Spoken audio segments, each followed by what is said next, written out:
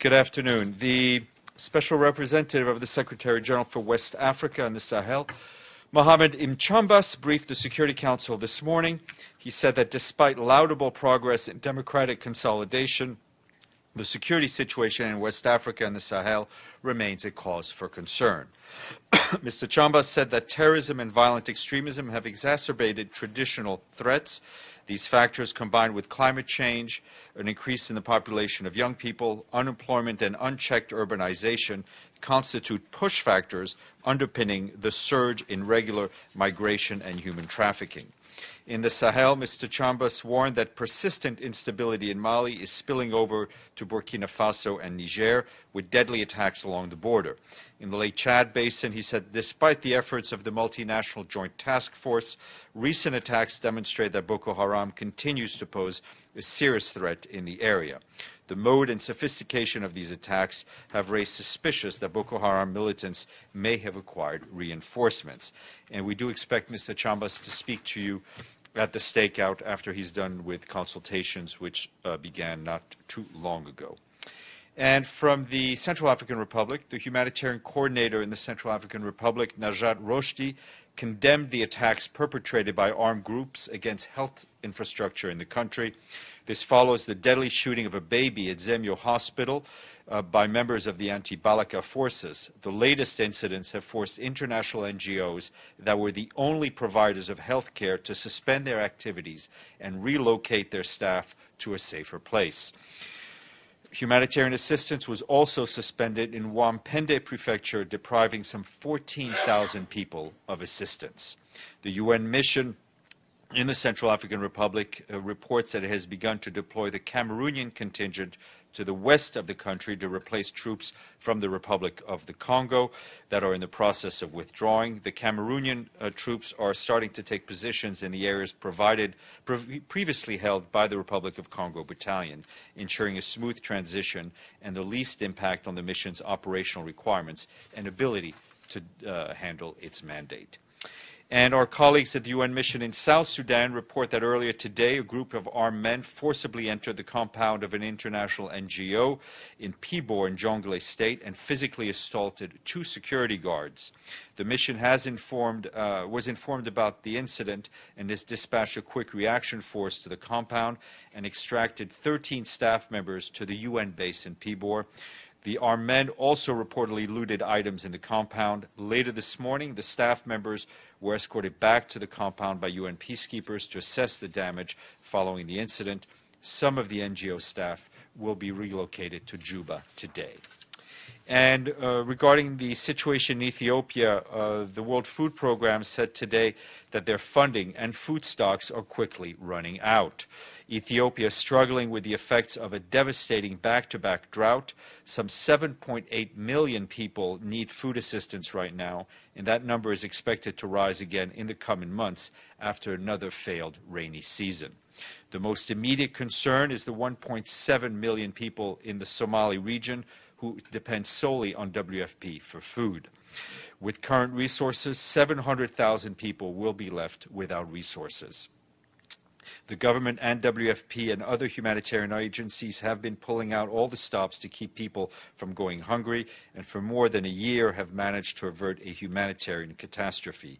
But today, World Food Programme immediately needs $96 million to ensure assistance until December. And unexploded war ordnances continue to put people at risk of injury or death in Syria. 3 students were reportedly killed by a landmine explosion in a village in rural Kaminshli in Al-Hasake Governorate today. A day earlier, a landmine explosion in Kafr Bisan village in northern rural Aleppo reportedly killed 2 children. The UN calls on all parties to the conflict to allow clearance of explosive remnants of war and to safely conduct risk education activities and ensure the respect and safety of humanitarian staff conducting clearance activities. Fleeing civilians are further at risk as areas they are moving towards are often known to be contaminated. Meanwhile, today in eastern Ghouta, airstrikes and shelling on the towns of Ain Tarma, just east of Damascus, and Hazeh, also east of Damascus, allegedly killed and injured several people, according to reports received by our humanitarian colleagues. And although the battle for Mosul is drawing to a close, UNICEF said today it is concerned of the well-being of 650,000 children who have lived through the nightmare of violence in that city. The full statement from UNICEF Iraq is available online. And turning to Gaza, our humanitarian colleagues there report that the Gaza power plant had to shut down operations again yesterday after it ran out of fuel. Power in some areas of Gaza is now available for only 2 hours a day. The energy crisis, resulting primarily from a Palestinian dispute since April, adds to the vulnerability of the 2 million people who live in the Gaza Strip. On July 3rd, OCHA launched an appeal for $25 million to address the urgent needs to prevent the collapse of vital life-saving health, water, sanitation, and municipal services. The UN Humanitarian Fund released another $360,000 on July 6th to contend with emergency power needs. The UN warns that a lack of power could have catastrophic consequences on the provision of basic services to Gaza's residents. The UN calls upon all the parties to put the welfare of Gaza's people first and foremost and to take necessary measures to avoid further suffering.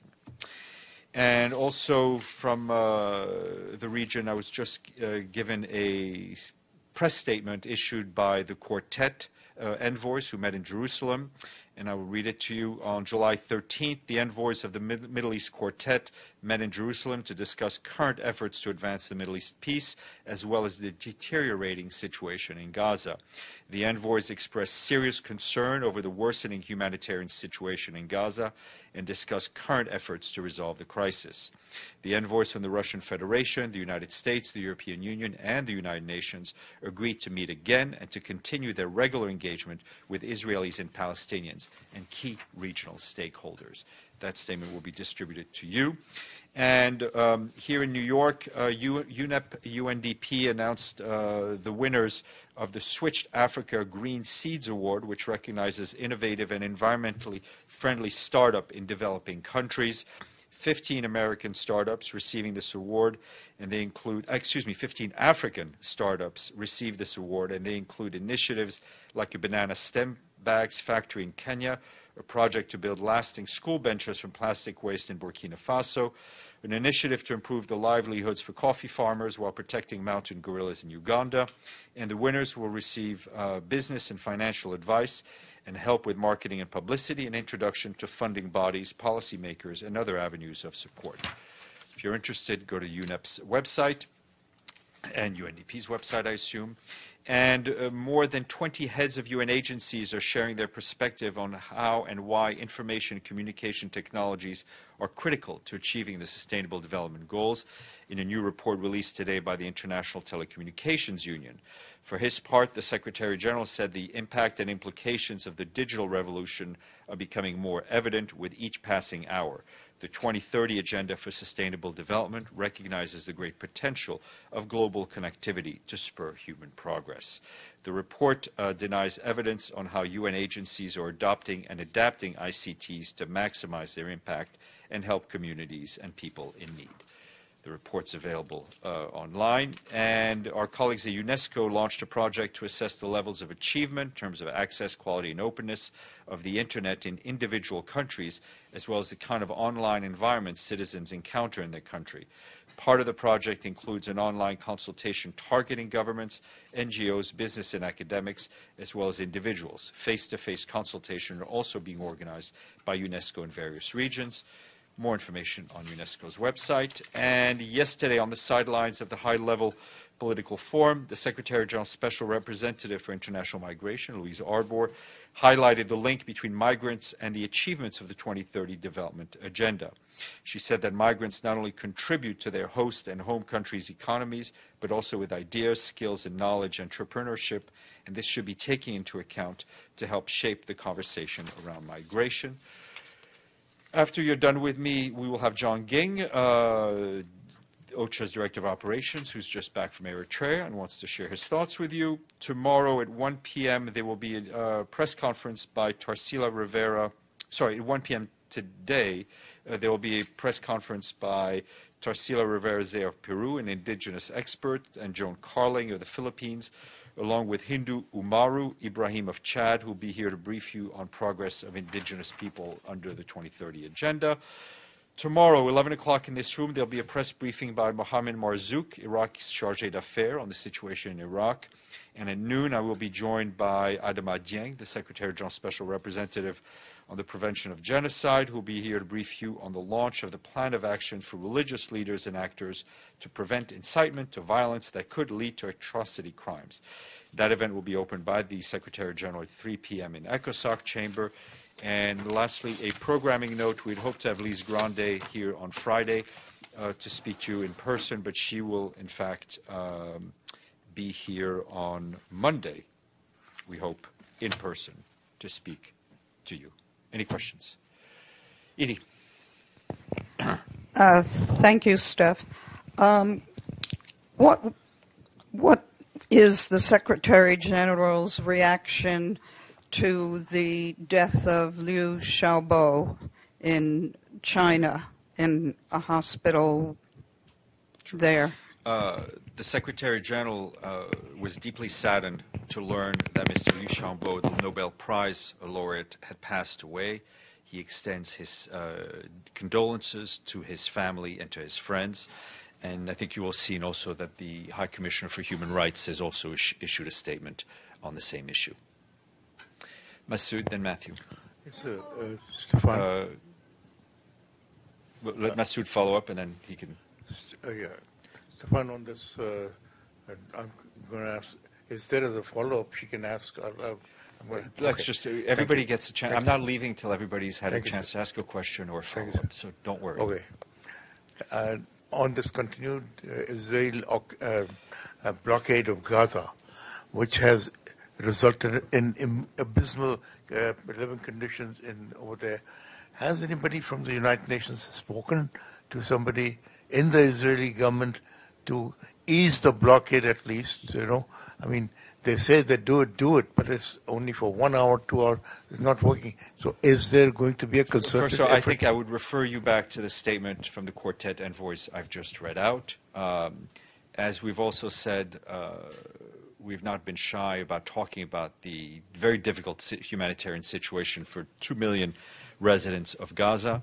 On the power issue, as I've just said, and as Mr. Mladenov has said also in a number of interviews released today, it is an issue he believes that is really between the Palestinians, between the leadership in Gaza and the Palestinian Authority, and he's calling on them to resolve their differences in order to alleviate the further suffering of the people of Gaza. Carol. Just following up on Edie's question, yesterday I asked if the UN had a view on whether or not he should have been allowed to travel abroad for treatment, and there was not really an answer to that question. And now a lot of the concerns are focused on his wife, and I'm wondering if the UN shares those concerns and whether you think, whether you have any concerns about the welfare of his wife. I don't have anything further to say at this point, just that we're obviously saddened by his death and extend our condolences to his family. Mr. Lee. Sure.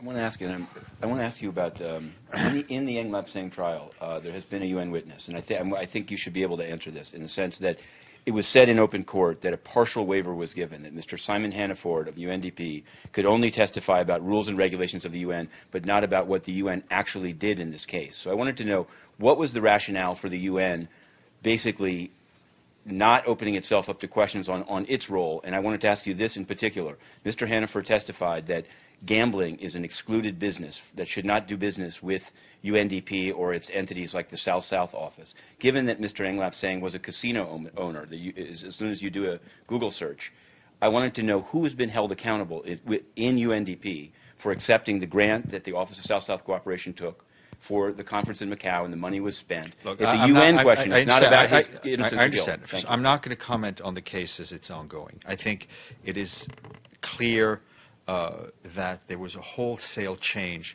of leadership at the South-South office, and a change of staff, and a reorientation of the work of the office. And any further questions you should address to them or to UNDP. But if that were true, then why haven't, if it's so Well, it different, is why true. haven't It's they, not word well, true. why It is haven't they true. held a press conference, which is Well, I think if I'm not not mistaken, I think you've also had face-to-face time with the head of the UN, in the South. 1B. And, Okay, but I'm saying yeah. you had claimed before that you hadn't been able to speak right. to him, so you have. So now I'm asking you, if they're so new and they're so transparent, who within the UNDP or the UN system was held accountable I think for taking the money? you should address those questions. to How? them. Thank you. I asked Sudan yesterday. You've met them, and I think you know where to find them, and you know how to use a phone. Masood. Again, I'm going to say about this question of in the Indian-occupied Kashmir, where this situation is becoming bad to worse.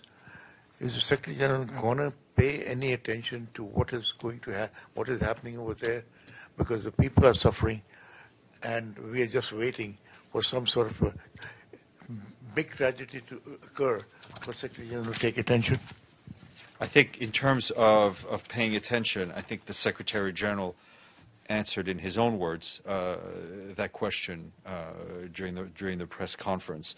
And obviously, we reiterate the need for the parties to find a peaceful solution through engagement and dialogue. Mr. Lee. Sure, thanks. I have some new questions, but it seems important to actually nail down some old ones. For example, you told me to write to the Sudan country team about their statement on sanctions, and I did, and I CC'd you, and as you can probably tell, they didn't answer. So I'm asking you. You've said Matthew, I cannot hold your hand as you conduct your form of journalism. I'm asking you to hold your hand. I'm saying you said it would be answered elsewhere. And it isn't. I'm just saying you get in touch with them and call them, pick up the phone, and Is it call acceptable to the Secretary General that a UN country team issues a statement welcoming in advance the action by a member state government and then never answers a question about whether it did it or not? I think you should try to speak. Here's to a question that you said you would answer. Mr. Salame, the Libya envoy, Yeah. when does he begin and where is he based?